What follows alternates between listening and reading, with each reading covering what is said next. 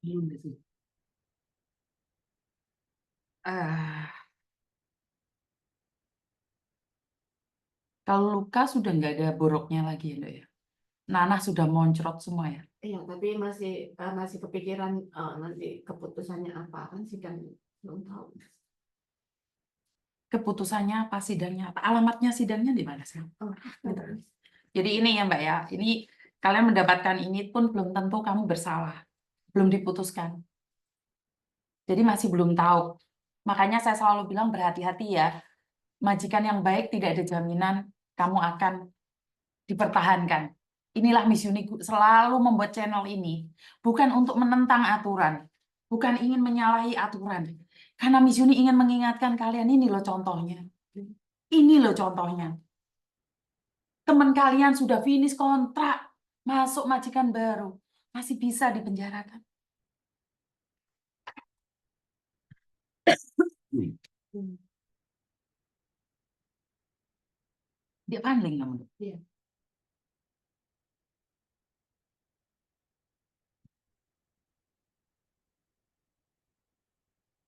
Naik funling MTR atau apa kalau ke funling? Oh iya, nah, MTR. Nah, MTR. Otomatis kan kamu lewat Taiwan itu.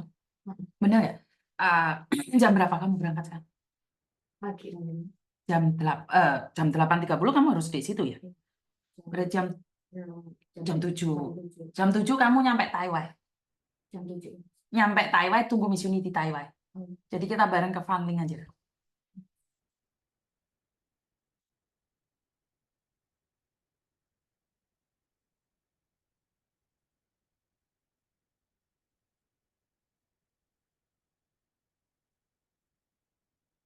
Apakah ini keputusan terakhir?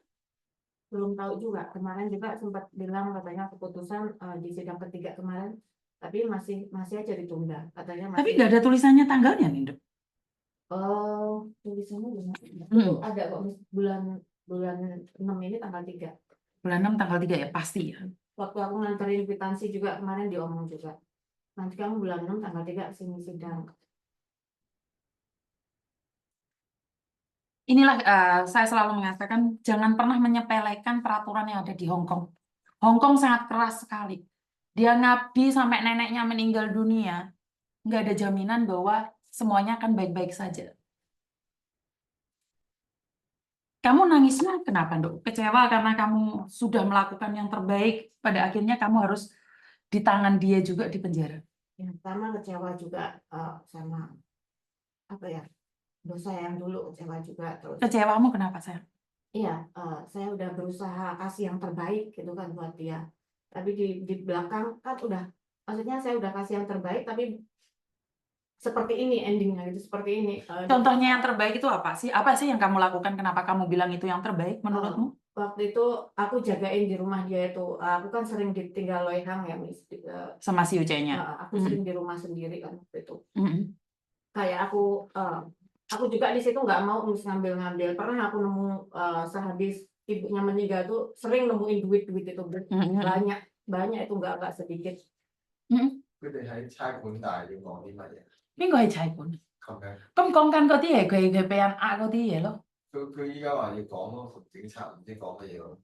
咁佢俾人呃嘛，因為嗰啲人係講晒佢嗰啲應該要講。但係佢依家直接去咗嗰邊啊嘛，佢都唔知話邊度，就咁。唔係，其實咁樣帶 report 啊嘛。就咁 report 話。係啊，帶 report 係啊，唔使揾尾點先。嗰啲係初第一次 report 俾佢哋啊嘛，攞個鬧號工先啦。哦。係啦。好啦，哦，喂，姐姐。Terus? Kecewamu kenapa sih kok kamu mendem banget kayaknya? Ya udah kasih yang terbaik kan, udah jagain rumah dia, harta dia ibaratnya. Dulu waktu itu sebelum ibunya meninggal itu kan dia sempat ngomong tolong jagain anak saya udah nggak bisa jagain anak saya kan waktu itu. Terus barang-barang berharganya tuh suruh ngambilin semua kan, saya waktu itu saya ambilin semua barang-barang berharga. Terus kayak emas-emas juga itu yang nyimpen tuh saya, ini nanti tolong kasihin anak saya gitu kan waktu itu. Udah saya kasihin anaknya belum mau waktu itu. Terus ini anakmu nggak mau, terus gimana ini katanya. Terus ya udah kamu taruh aja, kamu simpen. Saya taruh lah di lemari. Saya taruh sini loh, saya nggak mau bawa, saya bilang kan.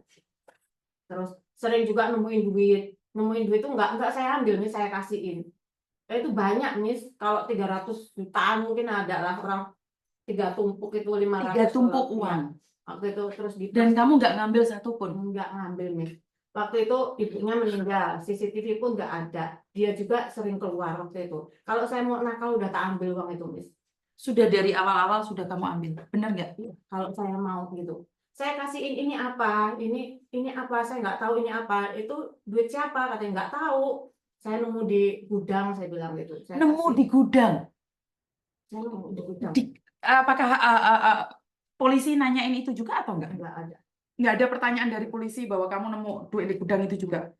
Terus Oke. nemu duit di lemari juga, di lemari saya beres-beres lemari itu. Saya kasihin juga, saya nggak mau. Sering nemu barang-barang berharga itu saya kasih. Malah kayak mereka dibandingkan saya. Rumah aja saya nggak ada uangnya di rumah. Itu mungkin punya almarhum ibunya, mungkin apa lupa apa atau nggak tahu saya. Waktu kresernya itu udah sobek-sobek juga loh. Ya. Kresek sobek-sobek isinya uang kamu pun nggak ngambil loh. Nggak ambil. Cuma ngeliat terus ngewel nih, gredek saya Lihat duit kamu malah takut ya. takut. Lihat emas Kebayang nggak kalau kamu suatu saat keluar dari situ difitnah, Dok? enggak mikir ke situ. Apa ya? Ada uang tumpukan kamu nggak ngambil, malah kamu keluar dituduh.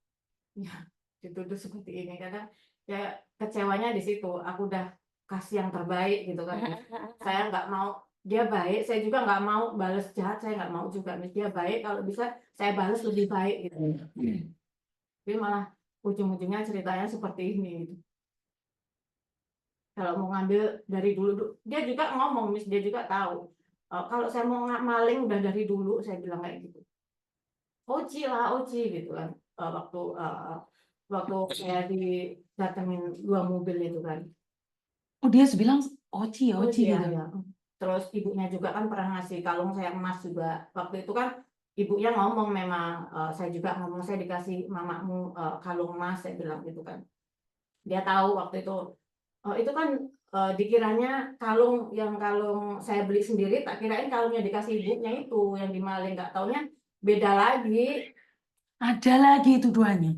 Enggak, maksudnya yang dituduhkan itu kan kalung mutiara, terus yang dikasih ibunya itu kan kalung emas. Saya pikir kalung emas itu yang dipermasalahkan gitu loh. Ternyata kalau mutiara palsu yang dicari. Iya, loh kan itu kan dikasih ibumu katanya, bukan yang itu katanya. Yang mana? Saya nggak merasa ngambil waktu itu kan. Saya beli sendiri harga $20 waktu itu. Mainan. Dan itu menggembarkan kita loh, Mbak. Iya, Mas. Dan inilah yang saya ingin katakan bahwa kenapa saya mau ikut sidang kamu? Karena saya ingin tahu nih, posisi kamu. Oke, orang bilang itu bukan di penjara, tapi menurut saya sudah di penjara ya. Oke, kalian mau bilang itu bukan di penjara, tapi menurut saya itu udah di penjara karena kamu diborgol, dirantai. Waktu di typo-nya, kalau udah di Thailandnya udah enggak. Iya kan, kamu di typo-nya masih kayak anjing. Iya. Makanya di situ juga tidur di lantai gitu kan, musim dingin. Tidur di lantai. Waktu itu masih sakit juga kan. Jadi apa ya, nelongso gitu. Pengen buka HP juga kan nggak boleh waktu itu.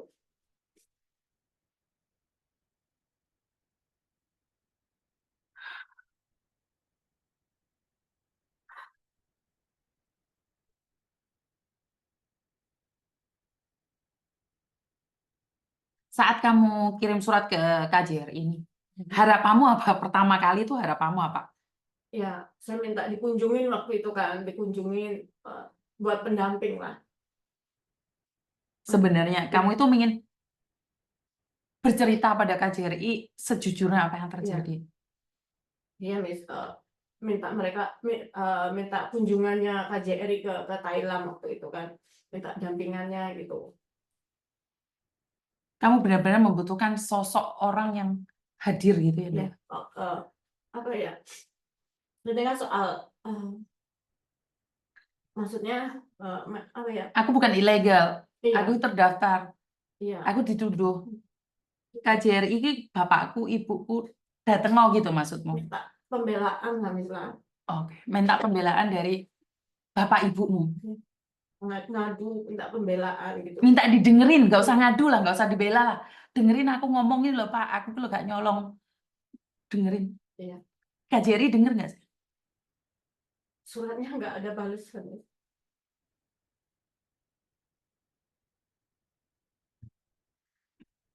Seviral itu di media sosial, Kak Jerry nggak ada tindakan. Nggak ada kunjungan, nggak ada balasan surat.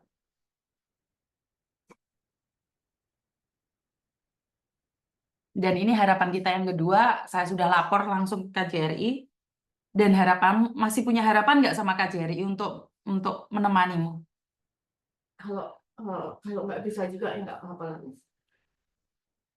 Kenapa kamu harus putus asa? Mungkin saja KJRI bisa Iya, menemanimu. saya berharapnya minta ditemenin, didampingin gitu kan.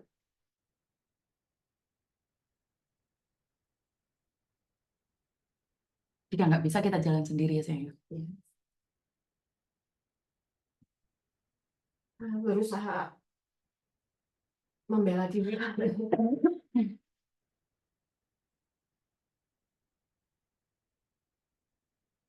Oke, di sini ada 1.800, ada 200, ada 466. Kemarin waktu waktu kejadian ibu siapa ya? Mas Rifah atau siapa yang dari Jember itu di sore seperti ini, teman-teman hadir di TikTok, di Facebook, di YouTube, bersatu dalam doa. Di sore seperti ini kita mengharapkan kesembuhan dari Ibu Mas Rifah, dan di malam harinya saat didatangi oleh konjen dari Malaysia, didatangi oleh salah satu konjen yang ada di Malaysia, responnya sangat cepat sekali, dan malam itu dia dicabut dari alat-alatnya, padahal dia darahnya, pembuluh darah pecah. Ternyata Tuhan memberikan mukjizat itu karena doa-doa kalian semua. Ini jauh-jauh hari saya meminta doa buat kalian semua, dari kalian semua, untuk Mbak Neneng ya. Neneng ya, Dok ya. Buat Mbak Neneng, sorry saya merinding banget. Saya minta doa kalian, Al-Fatihahnya ya, doa apapun, agama apapun, karena saya percaya dengan kekuatan doa bisa menembus langit ketujuh. Doa bisa menembus ruang dan waktu. Doa akan mengubah segalanya. Salah atau tidak salah, itu adalah hukum manusia yang akan dijatuhkan pada Mbak Neneng. Sampean sama saya tidak berhak untuk menghakimi, karena kita belum pernah di jalan dia. Kita belum pernah merasakan apa yang dia rasakan. Daripada kita membuang waktu untuk menghujat, saya cuma minta doanya agar kasusnya cepat selesai. Karena dari bulan Februari, Maret, April, Mei, Juni, dia tidak boleh bekerja.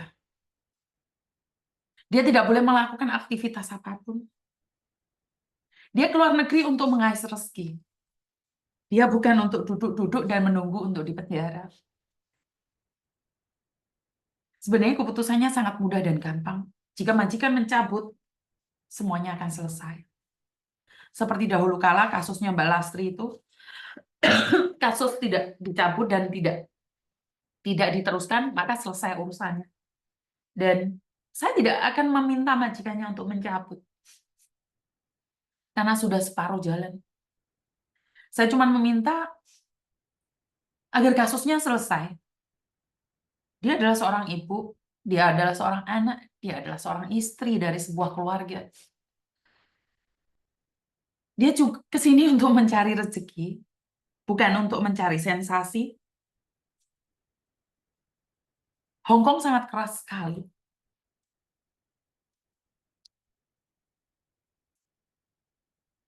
Tidak sanggup saya mengungkapkan rasa dan luka ini. Dan saya mengharapkan untuk bapak-bapak dan ibu-ibu yang duduk di KJRI, saya tahu di KJRI sudah banyak sekali masalah yang besar, mungkin lebih besar daripada Mbak Nining. 1.000 di antara kami memiliki masalah.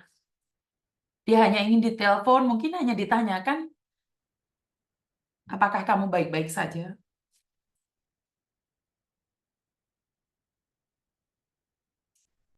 Mungkin salah satu KJRI setelah ini akan menghubungi Mbak Neneng ya. Harapan saya adalah cuman menanyakan saja apakah dia baik-baik saja.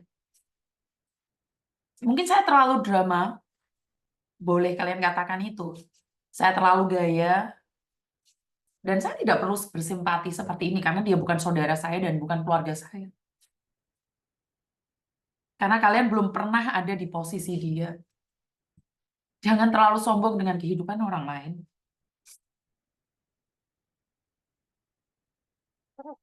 Saya secara pribadi meminta dan memohon mungkin buat salah satu staf KJRI untuk mencari dia, hanya sekedar bertanya kabar.